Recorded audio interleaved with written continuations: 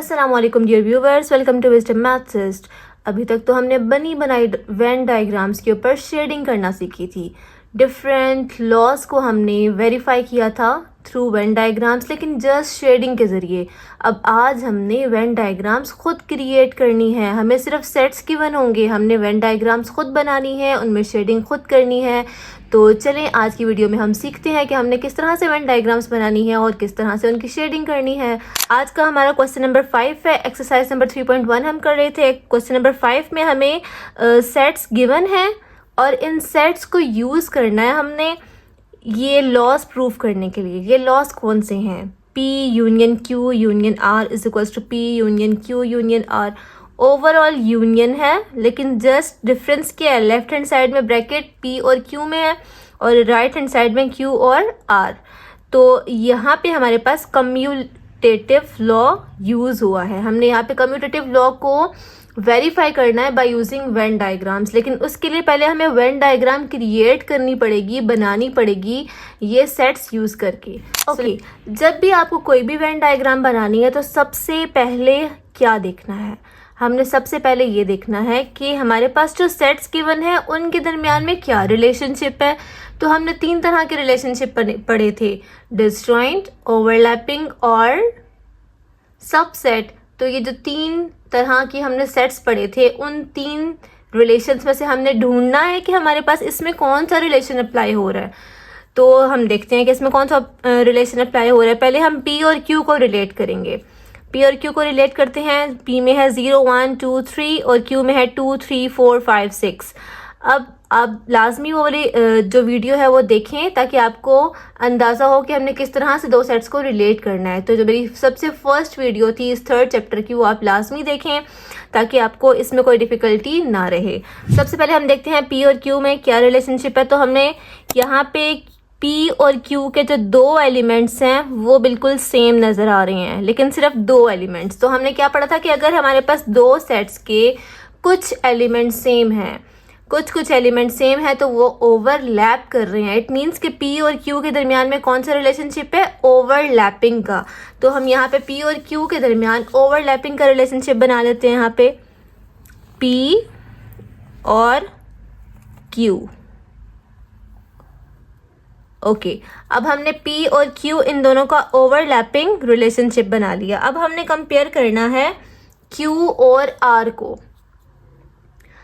तो Q में हमारे पास 2 3 4 5 6 है और R में है 5 6 7 8 9। हमारे पास अब यहाँ पे इसके 2 एलिमेंट्स जो हैं वो सेम है। इसमें भी 5 6 है और इसमें भी 5 6 है। अगेन Q और R के कुछ एलिमेंट सेम है। इट मीन्स Q और R भी ओवरलैप कर रहे हैं, तो इन दोनों के दरमियान भी ओवरलैपिंग का रिलेशनशिप है। यहाँ पे भी हम ओवरलैपिंग की वेन डायग्राम बनाएंगे। तो P Q और R को हम ओवरलैपिंग के जरिए जोड़ेंगे। लेकिन यहाँ पे अभी मेरी डायग्राम कंप्लीट नहीं हुई। अभी मैंने क्या देखना है इसमें कि P और R का क्या रिलेशनशिप है। हमने तीनों सेट्स को एक दूसरे के साथ रिलेट करना है। अब यहाँ P और R 0 1 2 3 5 6 7 8 9 there is no relationship. It means कि दोनों डिसजॉइंट हैं, क्योंकि इसका कोई एलिमेंट इसमें नहीं है, इसका कोई एलिमेंट इसमें नहीं है। इट मीन्स कि P और R का कोई कनेक्शन नहीं होगा, ये आपस में डिसजॉइंट होंगे। तो ये आपने डायग्राम बनाने से पहले एक दफ़ा अच्छे से देखना है कि इन तीनों सेट्स का आपस में क्या रिलेशनशिप है। अब जो ये स्ट्रक्चर हमने बनाया है, अब इसमें हमने नंबर्स फीड करने हैं।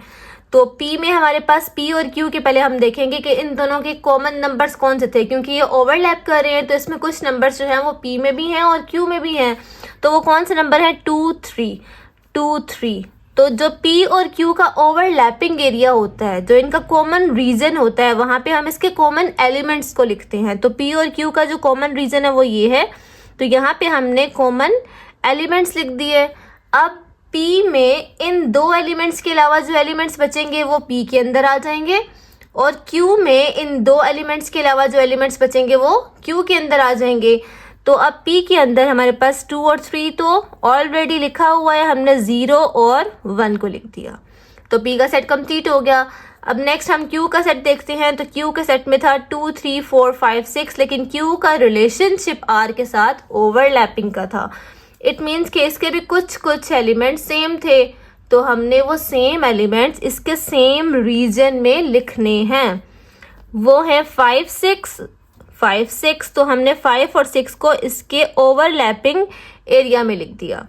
अब नेक्स्ट हमने क्या करना है, नेक्स्ट में हमने Q के रिमेनिंग एलिमेंट्स और R के रिमेनिंग एलिमेंट्स इनके सेट के अंदर लिखने हैं। तो Q के रिमेनिंग एलिमेंट्स कौन से हैं, Q में 2 3 भी लिखा हुआ है, 5 6 भी लिखा हुआ है, जस्ट 4 रह गया, तो हमने यहाँ पे 4 को लिख दिया। अब हमने R के एलिमेंट्स देखने हैं, तो R में 5 6 ऑलरेडी लिखा हुआ है, 7 8 9, तो हमने 7 8 और 9।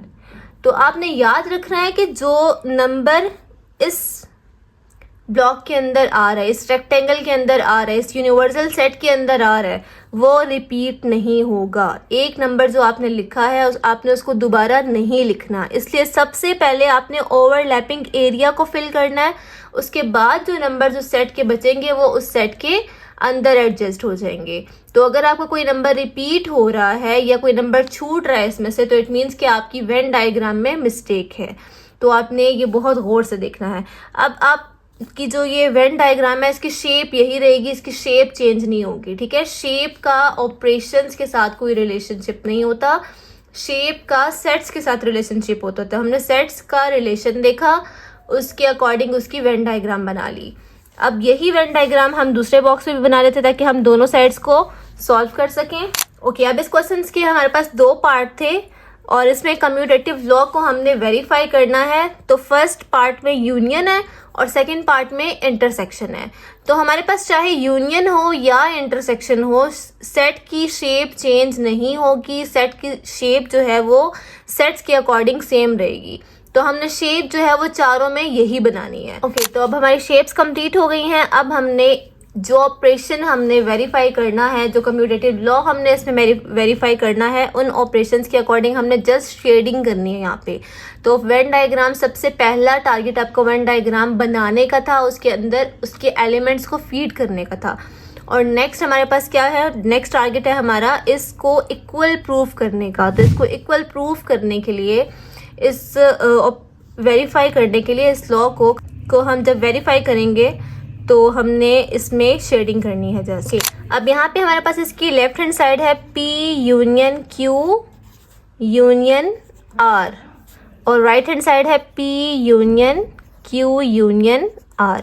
इन दोनों साइड्स को हमने सॉल्व करना है।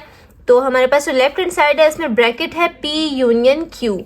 तो सबसे पहले हम ब्रैकेट को सॉल्व करेंगे। ब्रैकेट के अंदर क्या है, P और Q का यूनियन। इट मीन्स कि हमने P और Q दोनों को शेड करना है, क्योंकि यूनियन में दोनों सेट्स शेड होते हैं। तो हम P और Q दोनों को फुली शेड कर देते हैं।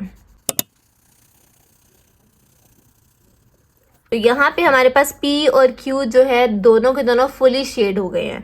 नेक्स्ट हमने इस ब्रैकेट का, अब यहाँ पे पहले हम साथ लिख भी लेते हैं कि हमने जो P यूनियन Q है उसको फुली शेड कर दिया। इसको हमने फुली शेड कर दिया है। जैसे जैसे आप स्टेप करेंगे आपने साथ साथ यहाँ पे लिखना भी है। अब P और Q को हमने फुली शेड कर दिया। नेक्स्ट हमने क्या करना है, नेक्स्ट हमारा टारगेट है कि हमने इस ब्रैकेट का यूनियन लेना है R के साथ। इट मीन्स ब्रैकेट का जो भी आंसर आया है, इसमें जो भी एरिया शेड हुआ है उसको विद R हमने शेड करना है। R का पूरा सेट भी शेड होगा और P यूनियन Q इसका पूरा सेट भी शेड होगा, क्योंकि यूनियन में हमारे पास ओवरऑल सारा रीजन शेड होता है। तो यहाँ पे हम शेडिंग थोड़ी सी चेंज कर लेते हैं। यहाँ पे हम थोड़ी सी लाइंस लगा लेते हैं। जैसे इसमें हमने फुली शेड किया है, यहाँ पे हम लाइंस ड्रॉ कर लेते हैं। तो सबसे पहले तो हमने R सेट को शेड करना है। ये R को मैंने लाइंस के अकॉर्डिंग हाईलाइट कर दिया। अब इस R का यूनियन लेना है इस ब्रैकेट के साथ। तो ब्रैकेट हमारे पास क्या थी, ब्रैकेट हमारे पास थी शेडिंग एरिया। तो हमने अब इस पूरे शेडिंग एरिया को, जो ये एरिया शेड हुआ है, इस पूरे के ऊपर भी हम लाइंस ड्रॉ कर देंगे। तो हमारे पास यूनियन क्या आ जाएगा, यूनियन हमने, क्योंकि जो लाइंस हैं ये इस पूरे रीजन के ऊपर हमने हाईलाइट किए इस लाइंस के साथ। तो हम इसमें P union Q union R, इसका जो आंसर आएगा उसमें हमारे पास 2 तरह के रीजन होंगे। एक वो रीजन है जिसमें सिर्फ लाइंस लगी हुई हैं, और वो लाइंस कौन सा रीजन है, R वाला रीजन है। और एक वो रीजन है जिसमें शेडिंग भी हुई है और उसके ऊपर लाइंस भी ड्रॉ हुई हैं। तो शेडिंग विद लाइंस हमारे पास जो आ रहा है और शेडिंग लाइंस विदाउट शेडिंग, ये दो हमारे पास कंबाइंड फॉर्म में इसका आंसर दे रहे हैं। तो यूनियन में हमने फुल जो एरिया है उसको शेड कर दिया। अब राइट हैंड साइड में हमारे पास ब्रैकेट है Q union R। It means हमने पहले Q और R को शेड करना है, तो हम Q और R को शेड करते हैं। अब Q और R हमारे पास शेड हो गया। Q यूनियन R हमारे पास है फुल शेडिंग एरिया। नेक्स्ट हमने इस ब्रैकेट का यूनियन लेना है P के साथ, तो हमने क्या करना है, P को और इस ब्रैकेट को हाईलाइट करना है। तो P और इस ब्रैकेट को हाईलाइट करने के लिए, जैसे यहाँ पे हमने लाइंस यूज़ की थी तो हम यहाँ पे भी लाइंस को यूज़ करते हैं। सबसे पहले हमने P का पूरा सेट जो है वो इन लाइंस के ज़रिए हाईलाइट कर देना है, क्योंकि यूनियन में कंप्लीट रीजन शेड होता है। और नेक्स्ट हमारे पास क्या था, P के साथ हमने किसका यूनियन लेना है, इस ब्रैकेट का। तो इस ब्रैकेट का आंसर क्या था, शेडिंग एरिया। तो P with this shading area, इसको भी हम लाइंस के साथ हाईलाइट कर देंगे। आप लाइंस यूज़ कर सकते हैं, जैसे हमने लास्ट वीडियो में एडिशन का सिंबल यूज़ किया था वो यूज़ कर सकते हैं। जो भी आपको इजी लगे आप उसमें कोई भी डिफ्रेंशिएट करने के लिए शेडिंग यूज़ कर सकते हैं। तो अब हमारे पास जो P union Q union R का आंसर है, उसमें भी हमारे पास दो रीजन्स हैं। एक वो रीजन है जहाँ पे शेडिंग भी है और लाइंस भी हैं, और एक वो रीजन है जिसमें जस्ट लाइंस हैं। तो अब अगर हम इन दोनों को कंपेयर करें तो हमारे पास इस पे भी ये पूरा एरिया, पूरा रीजन इस यूनियन में आ रहा है। और अगर हम राइट हैंड साइड को देखें तो इसमें भी हमारे पास ये पूरा रीजन जो है वो शेड हो चुका है, पूरा रीजन इसमें इन्वॉल्व हो रहा है। इट मीन्स दोनों के फाइनल जो रीजन्स हैं वो सेम हैं। So both are equals. तो ये कम्यूटेटिव लॉ ऑफ यूनियन जो है वो हमने वेरीफाई किया है। अब इसी को हमने इंटरसेक्शन में करना है। अब जब हमने इंटरसेक्शन के लॉ को वेरीफाई करना है, अब यहाँ पे हमारे पास लेफ्ट हैंड साइड है P intersection Q intersection R, और यहाँ पे है P intersection Q intersection R। इसमें हमारे पास ब्रैकेट P और Q में है और यहाँ पे Q और R के साथ। अब इंटरसेक्शन के लिए हमने क्या चीज़ याद रखनी है कि इंटरसेक्शन में सेम कॉमन रीजन को शेड करना है। अगर जो भी रीजन सेम होगा, एक जैसा होगा, उसको आपने शेड कर देना है। तो P और Q का इंटरसेक्शन, सबसे पहले हमने ब्रैकेट को सॉल्व करना है। तो ब्रैकेट में हमारे पास P और Q का इंटरसेक्शन है। इट मीन्स P और Q का जो सेम रीजन है उसको हमने शेड करना है। तो P और Q का सेम रीजन है ये वाला। अब हमने इसको शेड कर दिया। अब जो ये शेडिंग एरिया आया है ये हमारे पास है P इंटरसेक्शन Q, ये हमारे पास आ गया शेडिंग एरिया। ओके, अब नेक्स्ट में हम क्या करेंगे, हमने इस शेडेड एरिया का इंटरसेक्शन लेना है R के साथ। तो हमने ऐसा कॉमन रीजन ढूंढना है जो R में भी हो और इस शेडिंग एरिया में भी हो। तो R का सेट हमारे पास इस शेडेड एरिया से बहुत दूर है। इट मीन्स कि डिसजॉइंट है, इसका इसके साथ कोई रिलेशनशिप नहीं है। जब तो हमारे पास शेडिंग में क्या आएगा, हमने लास्ट वीडियोस में देखा था कि अगर हमारे पास कॉमन रीजन नहीं है तो हमारे पास एम्प्टी सेट आता है। कोई भी शेडिंग इसमें नहीं होगी, एम्प्टी सेट होगा। राइट हैंड साइड में हमने पहले Q और R का इंटरसेक्शन लेना है। तो Q और R का जो कॉमन रीजन है उसको हम शेड कर देंगे। अब Q और R का कॉमन रीजन हमने शेड कर दिया। Q इंटरसेक्शन R हमारे पास आ गया ये शेडेड एरिया। अब हमने क्या करना है, अब हमने इस ब्रैकेट का इंटरसेक्शन लेना है P के साथ। इट मीन्स हमने P का और इस Q इंटरसेक्शन R का कॉमन रीजन ढूंढना है। तो यहाँ पे तो कोई कॉमन रीजन नहीं है क्योंकि P हमारे पास ये वाला सेट है और शेडेड एरिया यहाँ पे है। इस शेडेड एरिया में कुछ भी P का हिस्सा नहीं है, ना ही इस P में ये शेडेड एरिया आ रहा है। तो जब इन दोनों का कोई रिलेशनशिप नहीं है तो इसका इंटरसेक्शन भी क्या हो जाएगा, एम्प्टी सेट हो जाएगा। तो आज हमने commutative law of union and intersection देखे, जो कि हमने वेन डायग्राम्स खुद से बना के सॉल्व किया। तो आप इस तरह के डिफरेंट नंबर्स ले लें, डिफरेंट डिजिट्स ले लें, अल्फ़ाबेट्स ले लें, पी क्यू और आर, खुद से सेट बनाएं, खुद से इनकी वेन डायग्राम्स बनाएं और फिर उसमें शेडिंग करें ताकि आपका ये कॉन्सेप्ट क्लियर हो जाए। जज़ाकल्लाह।